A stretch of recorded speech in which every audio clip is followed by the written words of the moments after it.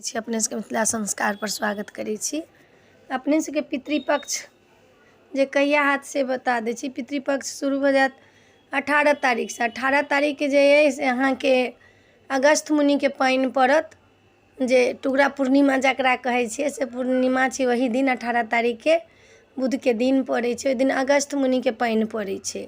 आ दोसर दिन से परिवार से अहाँ के पड़ऽ लागत अपना अपना पितृ जे दिन के मरल है से सब दिन 10 दिन तक ल चलत। अहाँ के पितृपक्ष 12 दिन तक ल। पितृपक्ष उतरला के बाद तुरंत भ जाय छै अहाँ के जे ई दुर्गा पूजा तुरंत उतरत आ तुरंत भ जायत। कुछ त्याग जे दिन हाथ के प्रात भेने से देखै छी अहाँ के से पड़ जाय छै। परिवार के बैसे छी अथी कलशा परिवार भ जाय छै। 15 दिन के चलै छै पितृपक्ष।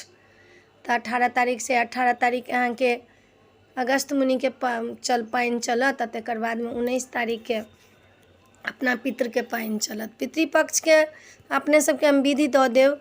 पितृपक्ष में जे छलैया से बता देलहुँ हँ अपने सबके। पितृपक्ष साधारण नहीं बुझू। पाइन जे दै छियनि तऽ साल भरि तक लोग अहाँ के पितृ प्रसन्न रहै छथि। तऽ ताहि दुआरे पितृपक्ष जे छनि हुनकर जिनकर बाप मरि गेल छनि तिनका तऽ पाइन देबहे के छनि। ई नहीं जे छै माय जीवित छै तऽ बाप मरि गेल छै तऽ पाइन नहीं देबै, से बात नहीं छै। पाइन देबही पड़तनि। बरसी भऽ गेल रहतनि तखन पाइन देबऽ पड़तनि। बरखी नहीं रहतनि भेल ताबे पाइन नहीं पड़तै। पितृपक्ष के अपने सबके बता देलहुँ हँ। चैनल के सब्सक्राइब करब, लाइक करब, कहऽ के नहीं बिसरब। जय मिथिला, जय माता जी।